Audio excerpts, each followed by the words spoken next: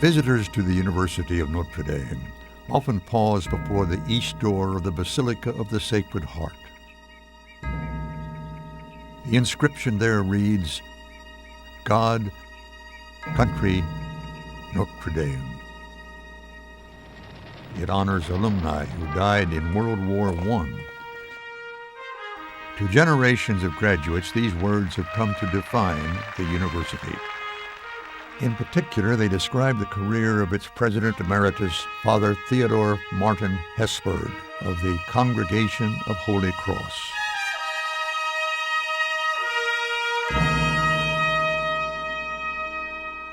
Hesburgh came to Notre Dame as a newly minted Ph.D. in 1945.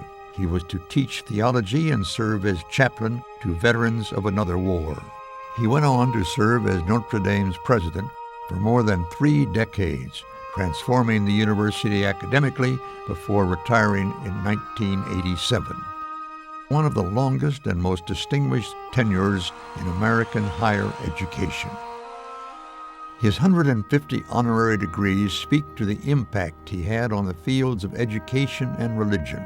Ladies and gentlemen, it's a real pleasure for me. But his many honors also underline a remarkable career in public service, one that has made him one of the most influential priests of his time. He is Father Theodore Martin. His presence on the national scene began with President Dwight Eisenhower. The president was looking for someone from the humanities to serve on the National Science Board. He appointed Hesburgh in 1954. Hesburgh proved to be a good listener, a team player who did his homework, a person who could disagree without being disagreeable.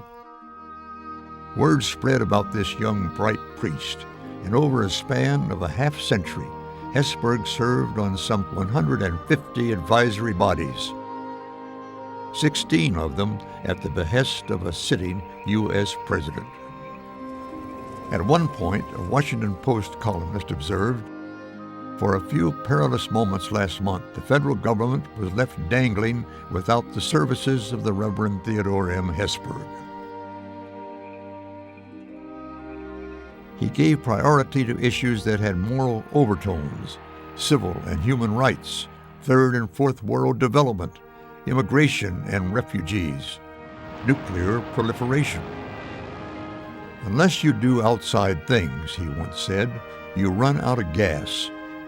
I only take on things where I think I can bring some fruit back to campus."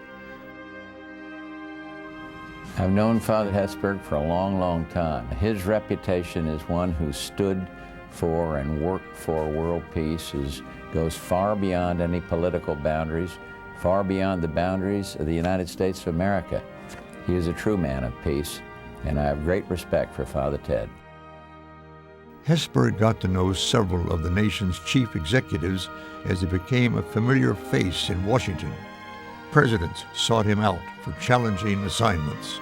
He tackled third-rail issues like clemency for Vietnam offenders and immigration reform. In recognition of his contributions to the Commonwealth, President Lyndon Johnson gave him the nation's highest civilian honor, the Medal of Freedom. Hesburgh often invited occupants of the White House to Notre Dame. He honored me in my first year in the White House by inviting me to Notre Dame when human rights was becoming the foundation of our foreign policy. And it's a kind of contribution that he's made to many other leaders, and of course he's a leader himself. One president came more than once, possibly because he thought he once played football there. Hesburgh's crowning achievement in public service was as a member of the Civil Rights Commission from 1957 to 1972. During his last 3 years, he served as its chair. His tenure included the historic 1960 civil rights legislation in education, housing, and jobs that broke the back of segregation in America. He once wrote, "I do not care if the U.S. gets a man on the moon, if while this is happening, we on our corner of the earth nurse our prejudices and flout our beloved Constitution." We should take this stance for human dignity because it is right and any other stance is wrong. When the mayor and Archbishop of Chicago turned down invitations to a Martin Luther King rally in their city, Hesburgh drove up from South Bend to link arms with the civil rights leader. The key to the success of the civil rights movement was to keep it from being a radical leftist movement and recognize that it was truly a movement coming out of the Judeo-Christian U.S. constitutional tradition of justice. Well, nobody could represent all of those forces like Father Ted could. And he did it in such a quiet, unassuming, non-judgmental way that when he was with you, you didn't have to worry about who was against you. The leverage of the Civil Rights Commission for social change was the public spotlight, and not every president enjoyed being in it. With Hesburgh presiding, the commission began giving out report cards on how well the federal government was advancing civil rights. The administration of Richard Nixon received failing grades, and after his re-election in 1972, the president forced Hesburgh's resignation. There's hardly anything I've done that didn't have a relationship to justice or human rights or peace. Conversant in 5 languages, Notre Dame's president was something of a world citizen. He racked up more than 2 million miles, visiting more than 130 countries.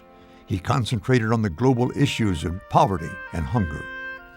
He often described Earth as a spaceship on which 25% of its passengers consume 80% of its resources.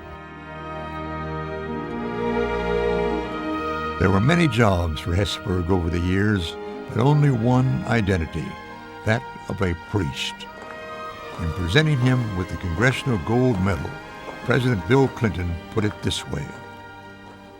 All of your friends, the people who have known you over the years and admired everything you've done for civil rights and world peace and for Notre Dame, say that the most important thing about you and the greatest honor you will ever wear around your neck is the collar you have worn for 57 years.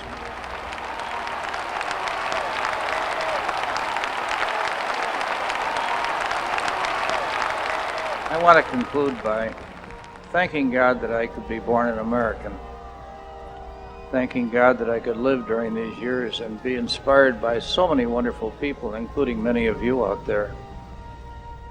To live in a country where you can honestly work for justice and people give you cheers. In a country where you can dream and where you can see it grow in beauty and goodness.